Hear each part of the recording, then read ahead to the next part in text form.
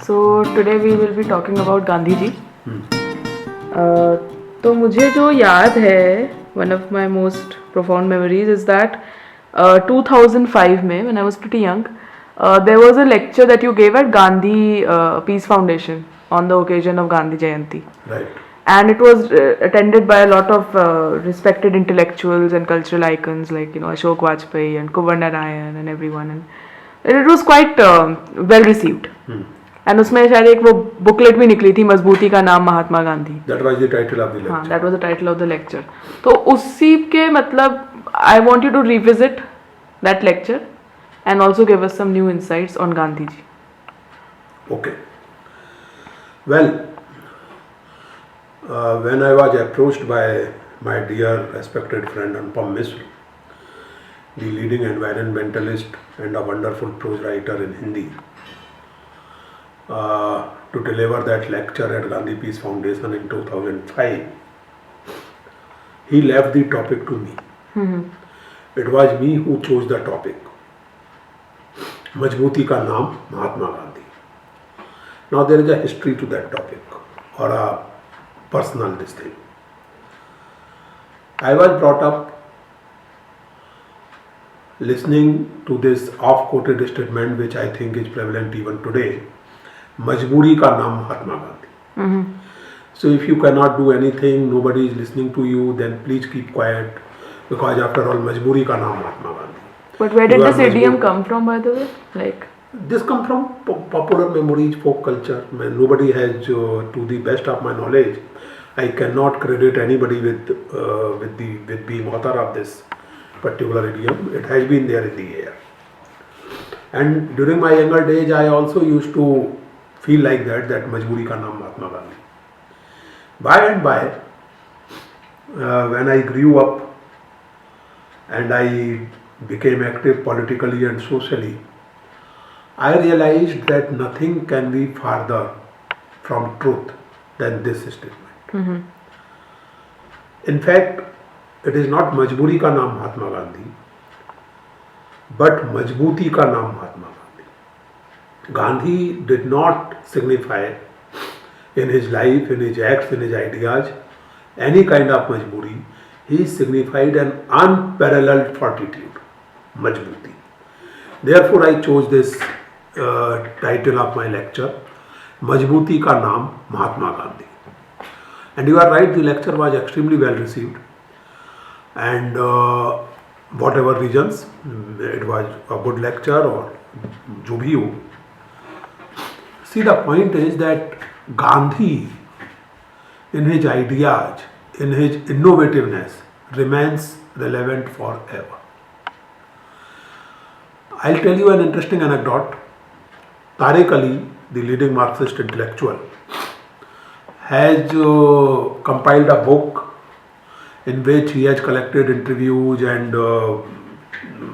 talks of many Marxists.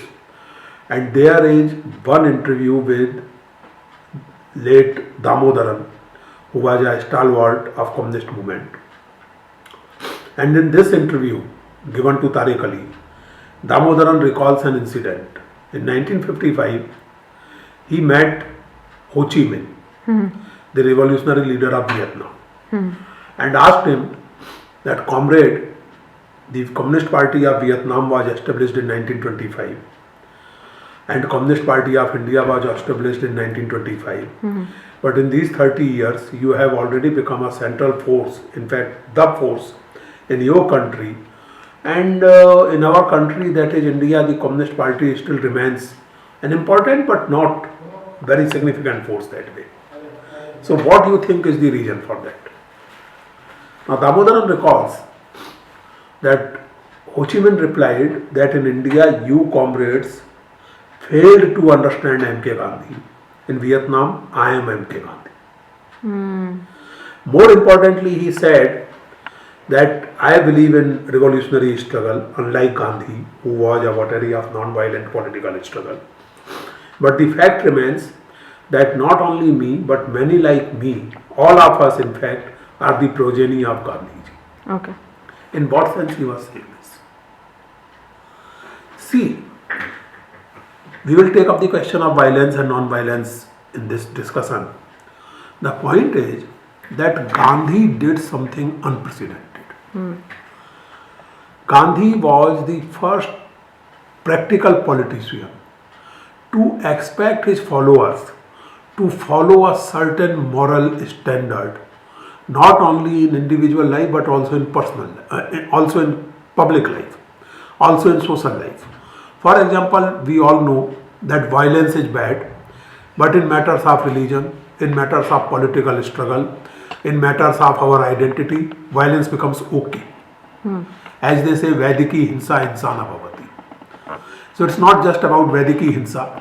Any Hinsa which is okay with me, which goes in favor of my own political ideal or social ideal, is no violence at all.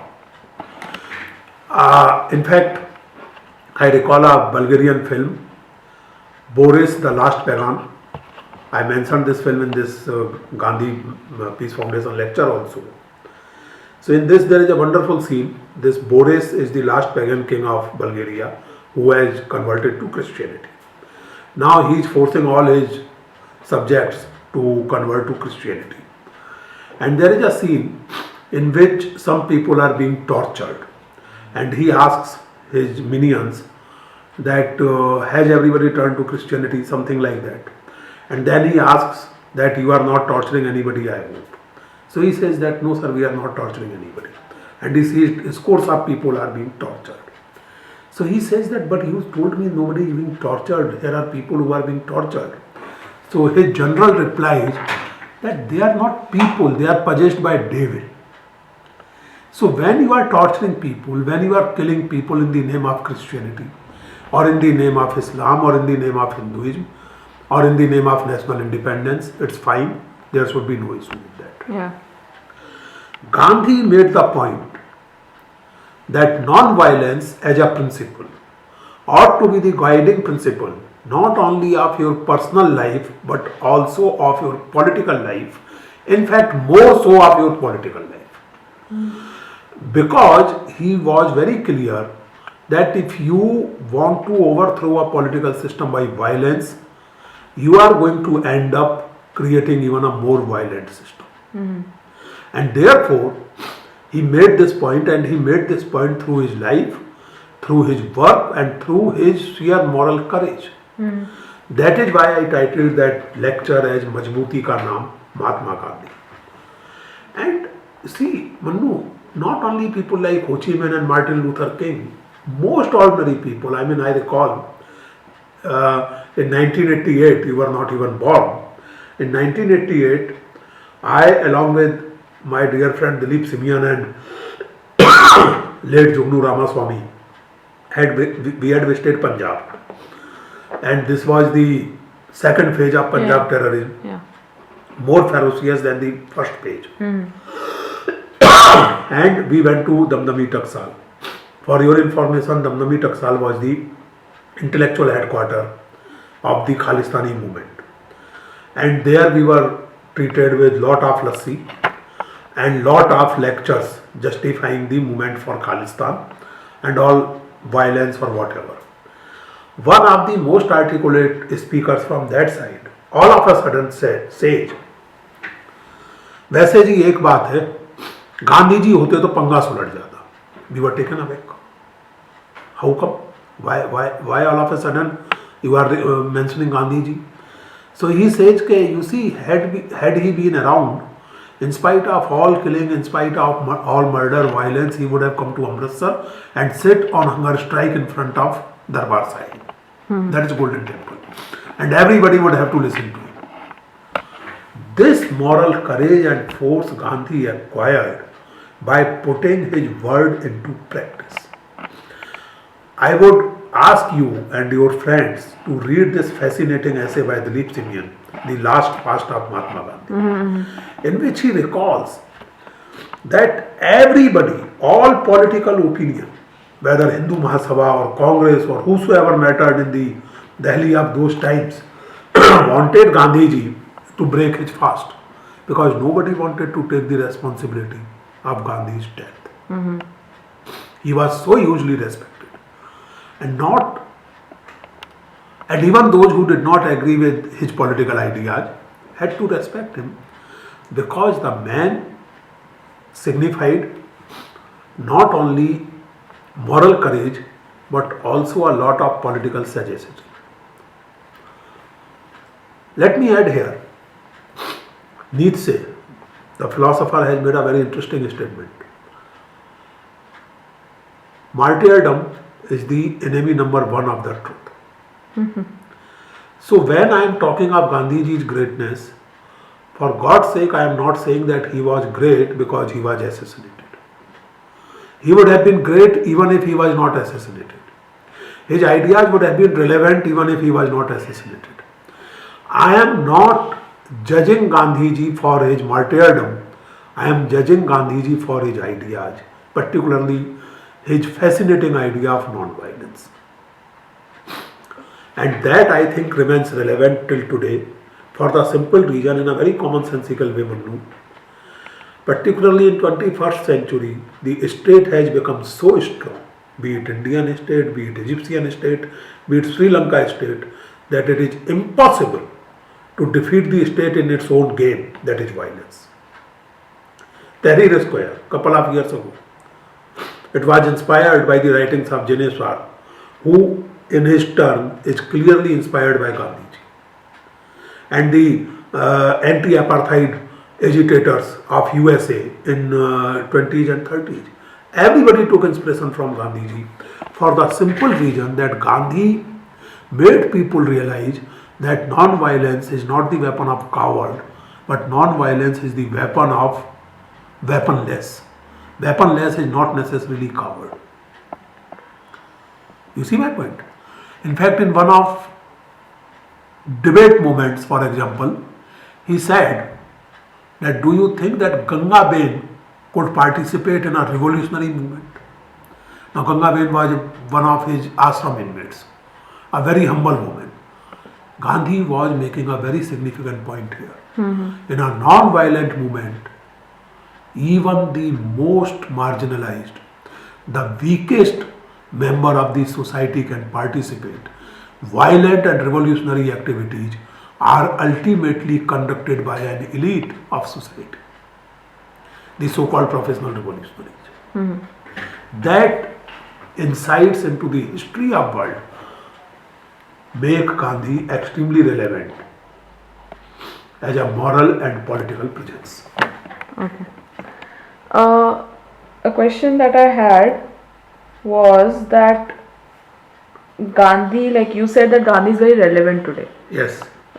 Maybe there's a need that he be relevant, but is he necessarily relevant right now, or has he just become a symbol, or has he just become like a forgotten or a past treasure or whatever? Just No. See, Gandhi had a very rich political and philosophical life.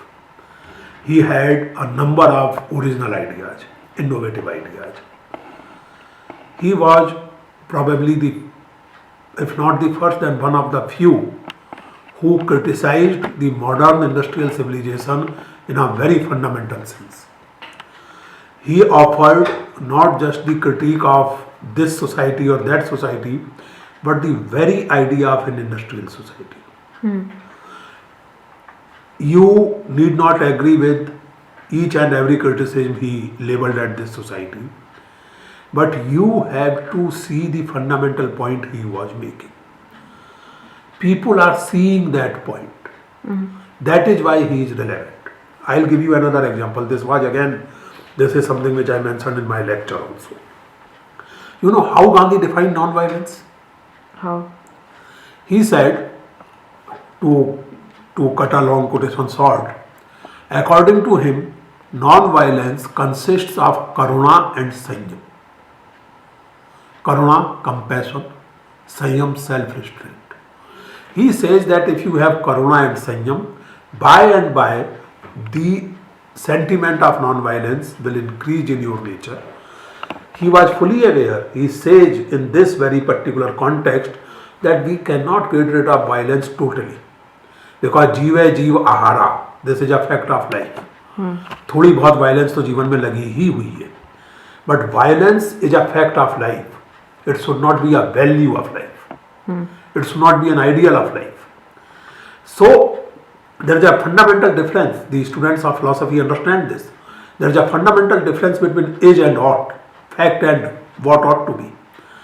Gandhi underlined the fact that violence is a fact of life, but violence cannot be the value or parameter of life.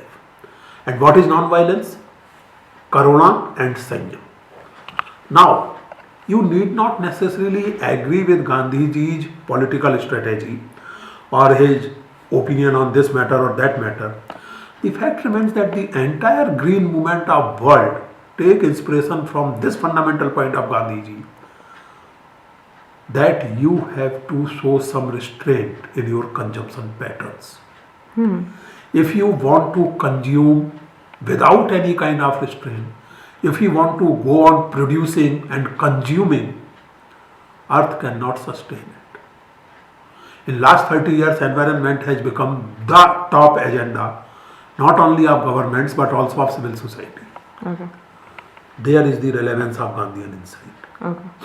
That development will be a violent development if it is not full of karuna, that is concern for weaker people, concern from people marginalized, and sanyam, that is a care for environment, a care of limited natural resources. So it is in this sense that Gandhi remains relevant.